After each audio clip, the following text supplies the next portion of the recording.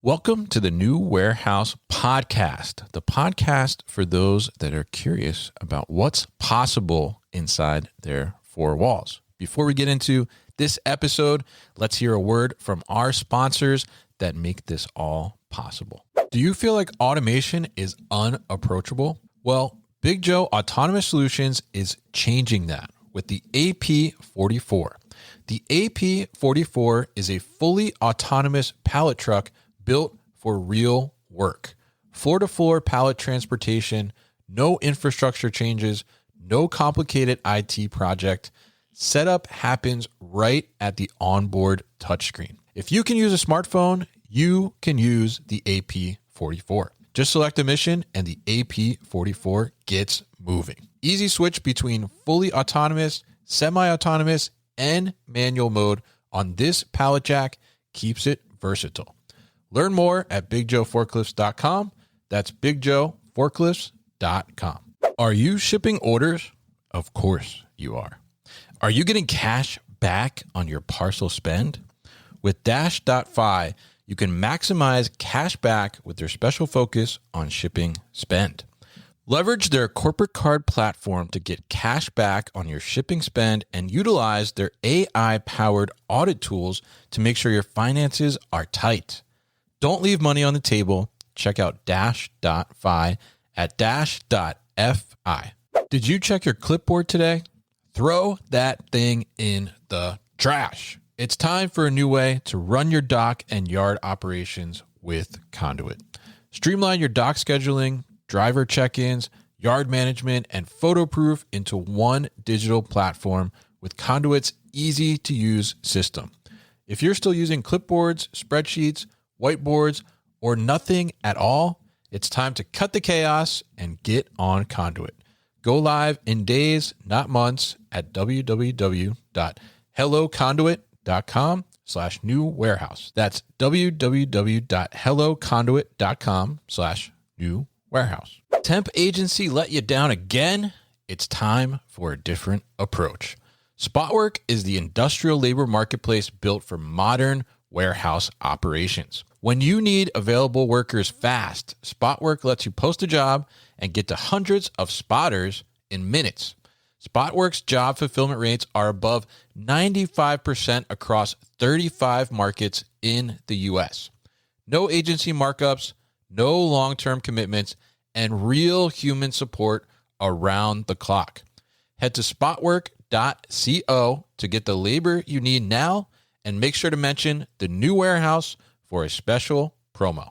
Thank you to our sponsors, and now let's get to the podcast.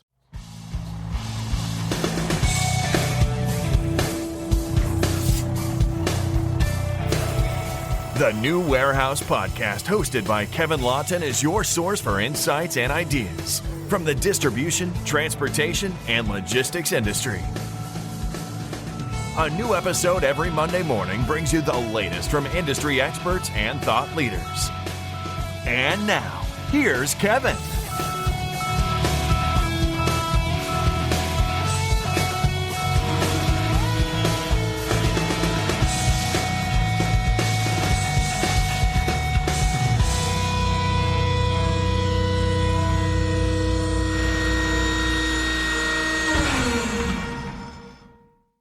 Hey, it's Kevin with the New Warehouse Podcast, bringing you a new episode today.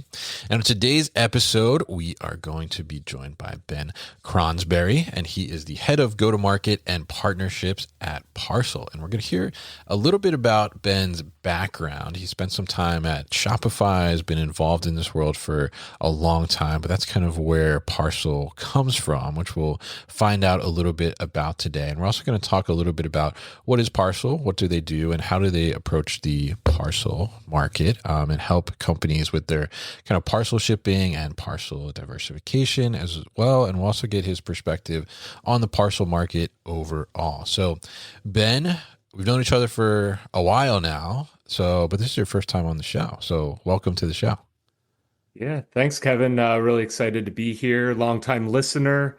This has been on my, kind of bucket list for work to get on this podcast. So Okay, we'll cross that off today. Yes. yeah, the day is here. We can check that off. And yeah, really excited to talk all things transportation, fulfillment, e-commerce, parcel shipping. And yeah, we can start off with a bit of my background. So Yeah, let's do it. yeah, this April will be 20 years in logistics. I started back in Nice. '07, Okay. more on the B2B side though. So I was a freight broker here in Toronto, Canada. You probably hear that in my accent. Was doing a lot of cross-border shipping, LTL truckload. Did have a couple warehouses, but those were more just, cross docks and kind of the side gig to that business. But that's how I cut my teeth, learned all the terminology and, things in logistics. And then over the last, I'd say 15 years, been in logistics technology. So primarily TMS software, WMS software. And then right at the end of 2019, joined Shopify, part of the fulfillment network. That was my first foray into D2C e-commerce. So I had to kind of context switch from all the pallet in, pallet out, B2B types of logistics into parcel shipping. And so I was there from the early days, worked on both the sales team, moved into partnerships, so actually managed the carrier partners for Shopify, both in the US and Canada and Europe and Australia. Basically stayed there until they sold the fulfillment network over to Flexport in May 23. Then got into reverse logistics, worked at Two Boxes for about 2 years there. Went back to Shopify, led strategy for Shopify shipping and relaunched the Shopify fulfillment network, which is all partner-led today, purely technology, not so much in the physical operations like it was back in 2019. Right. And then joined Parcel at the end of last year, end of 2025. So 3 co-founders here of Parcel were all executives at Shopify that I had met and worked with there. Funny enough, our CEO, Thomas Epting, he is who hired me back in 2019. So we go back 6-7 years now. Yeah. And yeah, we actually tried building what Parcel is today at Shopify back in 2021. And so essentially what it is it's allowing shippers across the US today access all different types of alternative and emerging parcel carriers. And so we act as a carrier ourselves. We go and pick up at a shipper's location.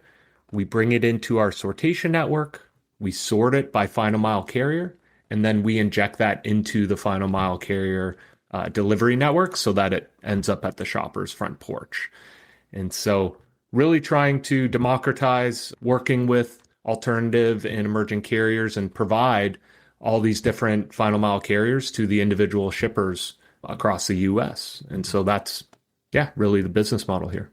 Yeah, absolutely. And I think, very interesting to hear the history there, but also very interesting how you are kind of approaching this and trying to, as you said, democratize kind of these smaller, more regional carriers and giving access to those carriers in an easier way, really, at the end of the day. But maybe tell us, because that segment of the market, right? There's certainly been a lot of change going on, right? There's been a lot of kind of new entrants that have come in. There's regional players that have grown or just stayed regional.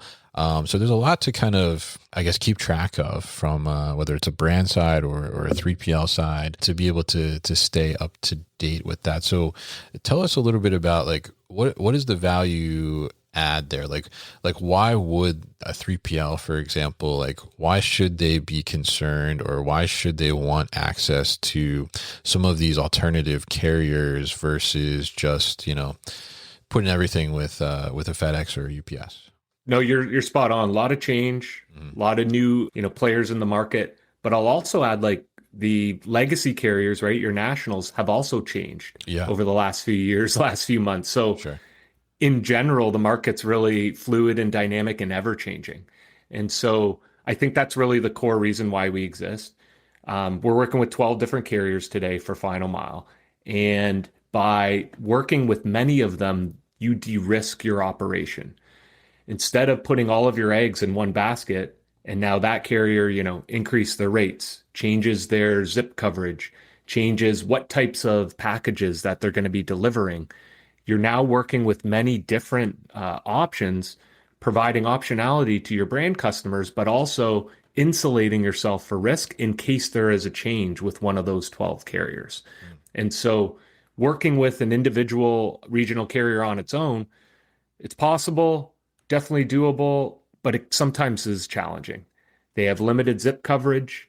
You've got to build that integration, right, into their APIs, into that tech stack that you're running, but then also commercially negotiate that rate, hit that minimum order quantity, and then sometimes even have to run that first mile or sortation yourself on your shop floor.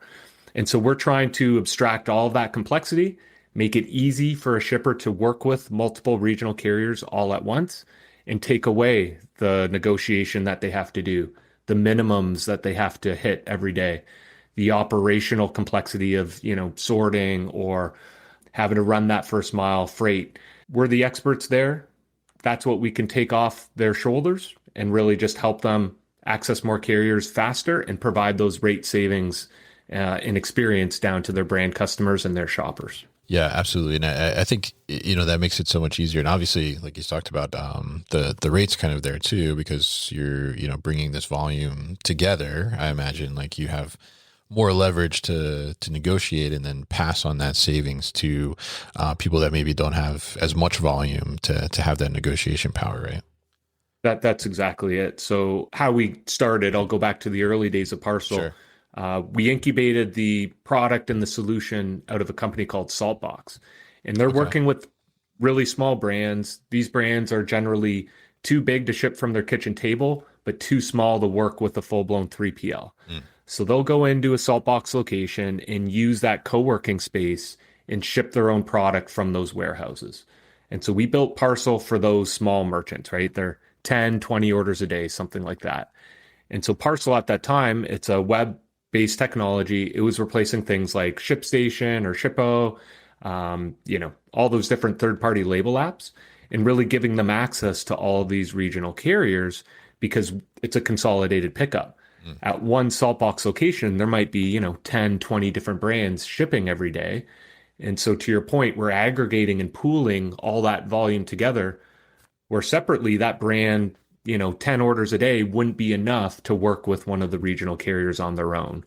And so obviously from a cost unit economic standpoint, you're getting lower marginal costs when you aggregate and pool all that volume together, because what's a big cost of transportation, a parcel label? It's the pickup, it's the middle mile. And so when you pool that all together, now you're getting that economies of scale to pull it off effectively. Yeah, absolutely. And that makes a ton of sense to be able to do that. And now, and tell us a little bit about, how you operate, because you mentioned you'll come do the pickup, you'll do the sortation, right? But you're not asset based, right? So how does that work? Yeah, so we're purely a technology company. All of our sortation hubs are partner led. Whether it's a 3PL, we have some brands sorting for us. We pay them money and we bring them external volume for them to sort. We built the sortation technology on Zebra handhelds. So we provide them a device, they scan the parcel label, they scan that to a container, and that gets the chain of custody in that tracking event for the shopper. So, when you buy something online, it says label created, and then it sits there for, Sure. a number of days. Yeah. This then fills in that void and provides the shopper, hey, this package is moving. It's on the way to my porch. Okay.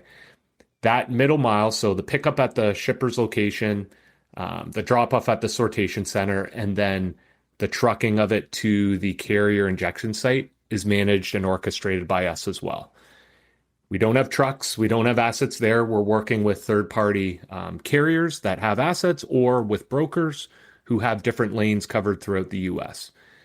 What we do is what we call milk runs. So we're doing multiple pickups in the major geos, right? Picking up from all these individual shippers, bringing it to a sort center, sorting it by both final mile carrier and by destination, and then injecting that to all the different final mile carrier partners we're working with, and they go handle the delivery, and we provide that tracking experience back to the shopper. So all the tracking events flow back to Shopify. We have a Shopify app that sits on the merchant store. And then all those email communications, the shop app, and even that surface that the shopper's interacting with, it can be branded. So the brand's logo, color scheme, hero images can show up there to the shopper. So they're not confused by, as you said, all these new players in the carrier market coming into the US. It's going to have the look and feel of that brand, of that merchant, and just lead to a better delivery experience. Yeah, definitely. And I think that's like one interesting caveat, I think, right, to like all of these different carriers that are out there, right? Because you see, obviously 3PL is using multiple different carriers to try and get the best rate and, get the cost down, obviously, and or better experience depending on what the angle is there or where the value is for their clients. But it does, sometimes for the customer, like it's like, all right, well, what is this tracking, right? Or why is this tracking different this time than the last time I ordered, right? So go a little more into that kind of tracking aspect that you're adding, because I think it's bringing a little more consistency to the customer experience too, as well, right? That's it. And even if it's a national carrier, doesn't even have to be one of those parcels that we're picking up. As long as it's on Shopify today, we can make sure that tracking experience is branded with the merchant's, color scheme, logo, all those things.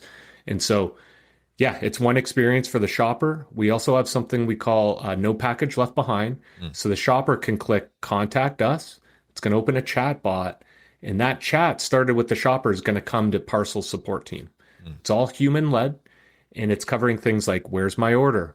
When is this going to deliver? I forgot my buzzer code or gate code, or you got to go to the side door to deliver. All that context that sometimes is forgotten at checkout, we can intercept and provide to the driver so that delivery is successful, right?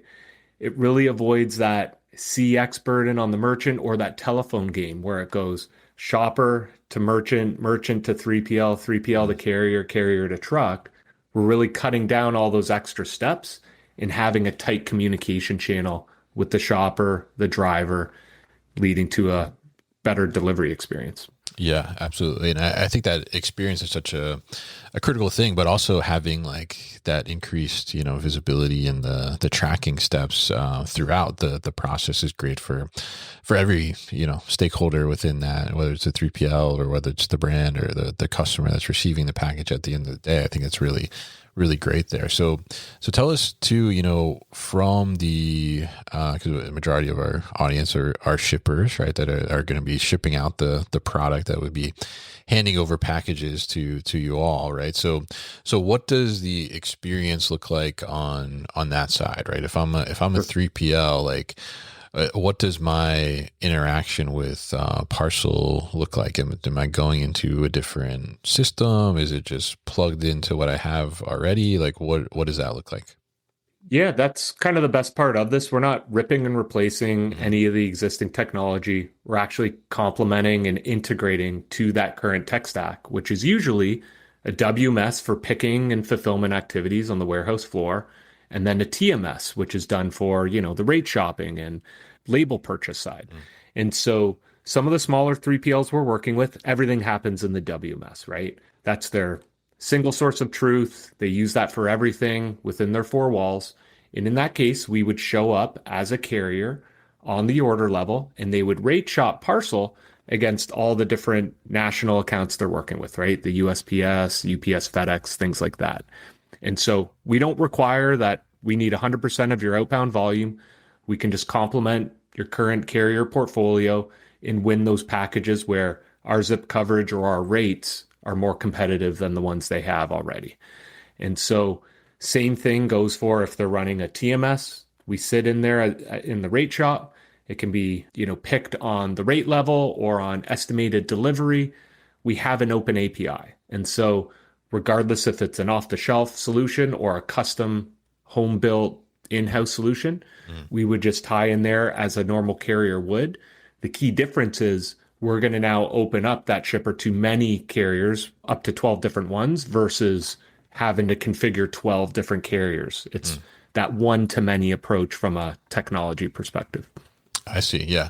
Yeah. And I think that it makes it a lot easier, right, to adapt to and be able to tap into some of these different things here. So tell us a little bit about, the market in general from a parcel shipping perspective. We talked earlier about there's been a lot of changes, new entrants, et cetera, even, changes with the legacy enterprise players that have been around for forever, it seems like, right? A lot of changes within them too. So, what do you see kind of happening in the market, and how should 3PLs be reacting to some of these shifts or changes? What should they be doing? Yeah, I mean, I think you nailed it. There's a ton of nuance and complexity there inherently. It starts all the way from geography, frankly, right? Where are you shipping from? What's your origin? That's going to almost rule out some of the regional carriers, but then also make some of the other ones a stronger fit. Then it goes to, okay, well, what types of brands are you serving?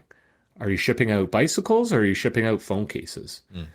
That, again, is going to help dictate what carriers might work well, which ones can't handle those. They all have different kind of restrictions or max dimensions or weight bands that they can handle, along with their physical footprint. Where are their injection hubs, right? If you're shipping from one state, but their injection hub is 600 miles away, doesn't really make sense. You're going to have a huge lag in time in transit to get that into the delivery system. And so those are some of the things we help with.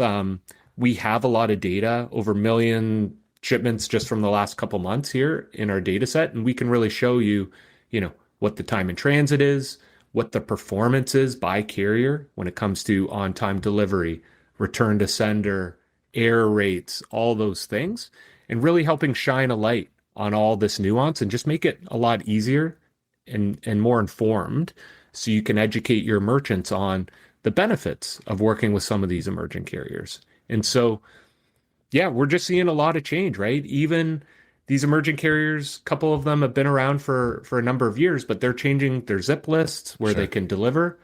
Sometimes they take zips off from their current set. Sometimes they're adding new ones. They're adding new injection hubs. Some of the package profiles, they change over time because they get data on what's working for them, what isn't. And so just staying ahead of all of this is really, really tough. And like we were talking, I mean, every single day you check, the news or LinkedIn or something's changing. And so that's where the benefit is when you work with many, you're kind of de-risking from putting all of your eggs in one basket and, having to scramble to figure out, okay, these rates just went up 8%. What am I going to do next? And so I would say a big trend I've been talking to shippers about lately is zone skipping. And so for folks not familiar with that term, it's basically bypassing the regional injection hubs and injecting as deep as you can, as close as you can to the end consumer. So it's very similar to, when a warehouse has multiple nodes throughout the nation, maybe they have something on the West Coast and East Coast. They're helping cut down on those outbound shipping zones. This is doing the same from a transportation angle. So instead of injecting it close to the origin, we're going to inject it as close as we can to the destination. So it does two things. It cuts down on that label rate itself, but also cuts down on the time in transit. Shows up to that shopper a lot quicker. So obviously there's like a dual benefit and everyone kind of wins in that scenario. What does that require? It requires volume and density. So like we talked earlier, when you're pooling all these individual shippers together, you're now able to fill up the 53-foot trailers and unlock the zone skipping across the nation to the major metros. Yeah, and it makes a lot of sense to look at it that way. And I think, very interesting too, to see like, how do you kind of navigate some of this? And I'm curious, you talked about you all are currently working with 12 different shippers, right? Or carriers, to on the platforms, but obviously there's a ton of options out there, right? And there's a lot of discussion, especially over the last couple of years, around carrier diversification and 3PLs looking at like, all right, do I do this carrier? Do I do that carrier? I'm in some 3PL chats and group things, and I see all the time people popping in there and saying like, oh, we're looking at this one. Has anybody used this one? And they're like, oh, these are good rates. These are bad rates. Like, oh, they're not good. And, or they're good, like, et cetera, right? There's so many options, right? So when somebody goes and tries to kind of, diversify their carrier mix a little bit, I mean, what's the best advice there? And also, I mean, can you over diversify, like, potentially? Because there are so many options, right? I mean, like, and it becomes a lot to manage now. Yeah, you're totally right. It's a lot to manage from a contract standpoint, hitting those minimums, right? Mm-hmm. Having multiple pickups. I don't even think I mentioned that yet. If you're having, let's say, 8 final mile carriers and you're working with each direct, that then means you have 8 different trucks picking up every day. Right. Might be tough to have your dock doors available, to have everything staged and sorted at your outbound part of your warehouse. And then if one's late, if one gets in an accident, now that one's stepping over the other one's appointment. It just gets a lot to manage administratively. And then from a billing standpoint, from a claims perspective, right? Things getting lost, damaged, different billing terms. You're having to reconcile and do adjustments across 8 different carriers. It can really be a big burden and require a lot of direct labor to help manage. So again, that's where we're trying to take that off of the shipper's shoulders. We can handle that all for you, consolidate it down to one pickup instead of 8 different ones. And then if there is a claim, through our portal, you can submit all that information and we fight that claim on their behalf.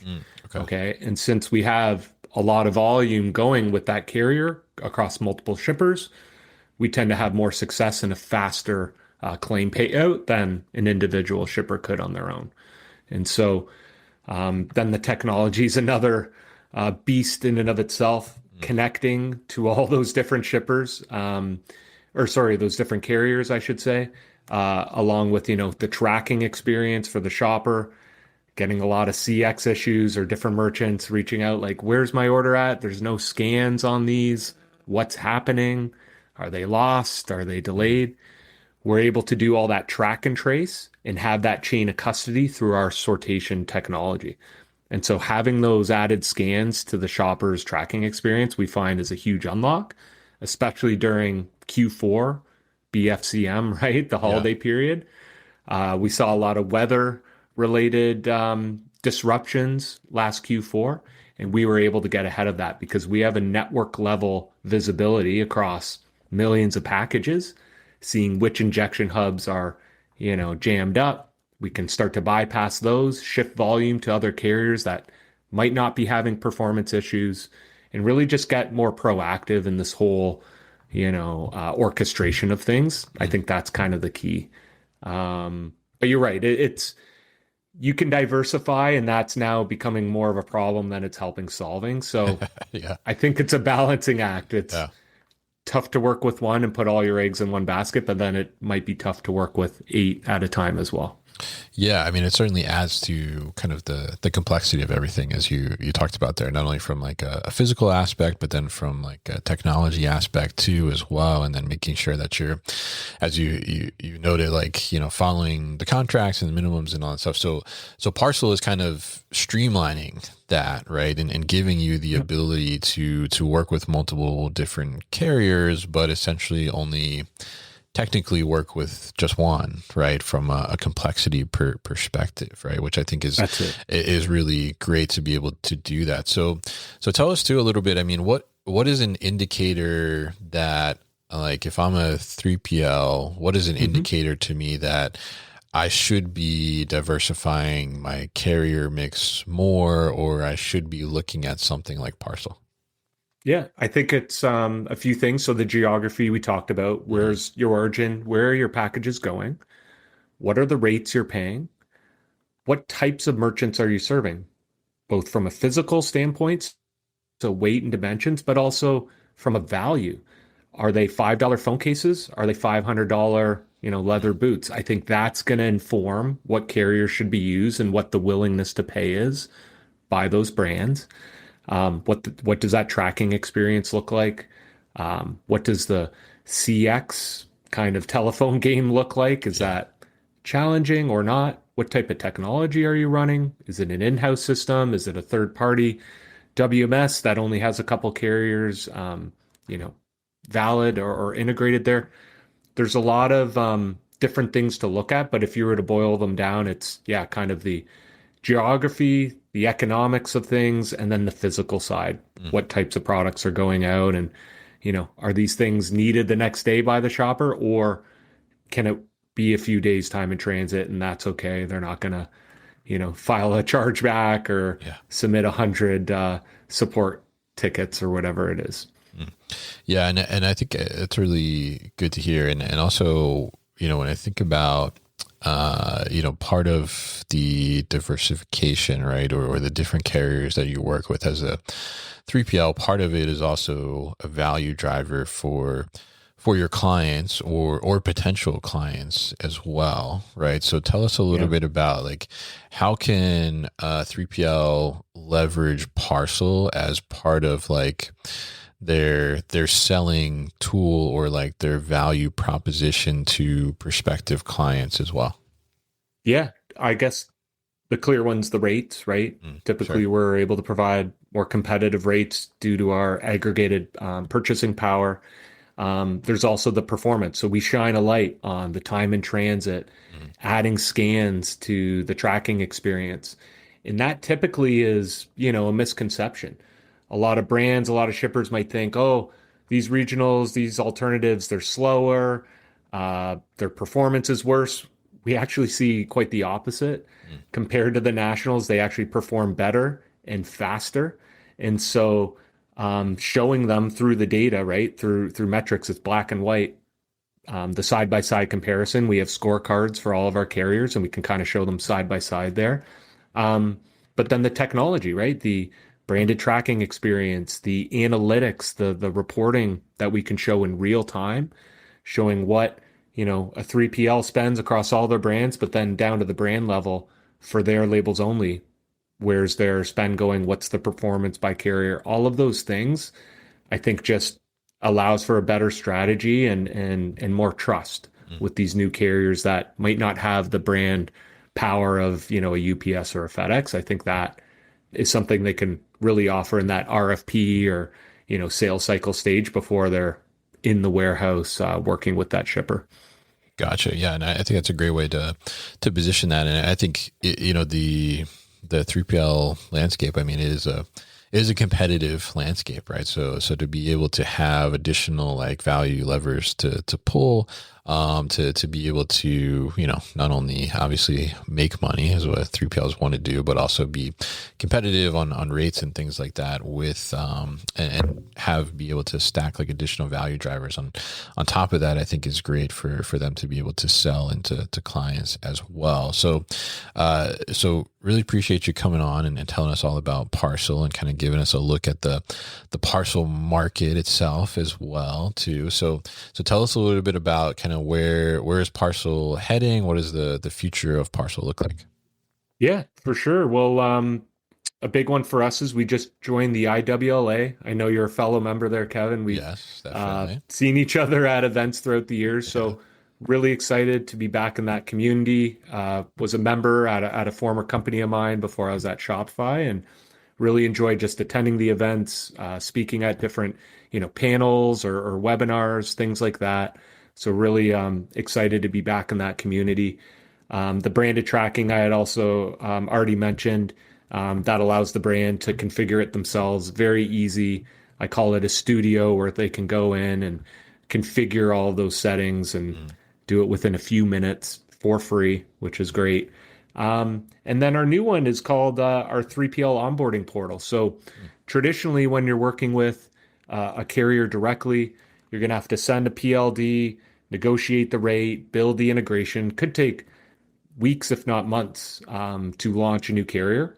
We're trying to change that, flip it on its head entirely, and do this in the matter of hours. And so we've got this new portal where a shipper can self-service, choose where they want to ship from, what their volumes are, get that rate card within a couple of clicks, and then their API token so that they can build that and configure that within their current tech stack. They can then schedule the pickup. We'll come pick it up.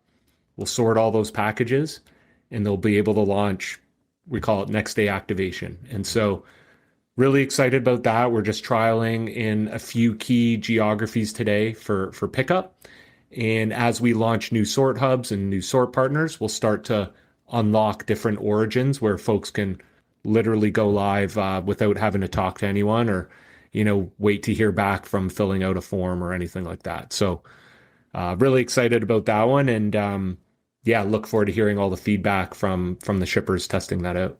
Yeah, absolutely. And really great to see kind of the evolution too. We'll be looking forward to learning about that and seeing new feature updates as well. And you did give me a little preview too of the branded tracking and stuff like that when we talked a couple of weeks ago. And I think it's really, really cool and really creates an interesting experience for the end receiver essentially of the package. And I really think you guys are onto something there. So very excited to see more as you continue to progress and evolve, and really appreciate you coming on the show today to tell us all about Parcel and what you all are up to. So if people are interested in learning more about Parcel, what's the best way to do that?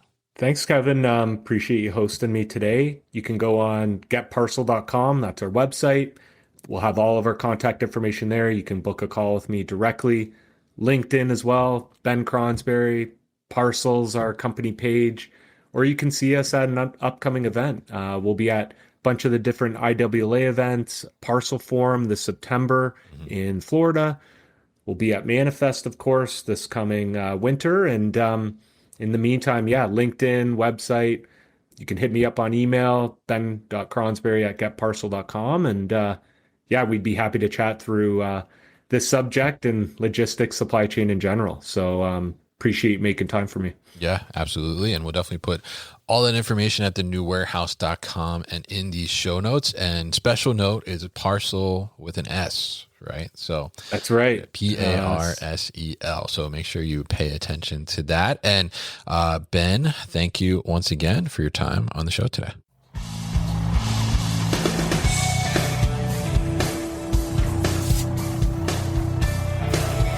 You've been listening to the New Warehouse Podcast with Kevin Lawton. Subscribe and check us out online at thenewwarehouse.com.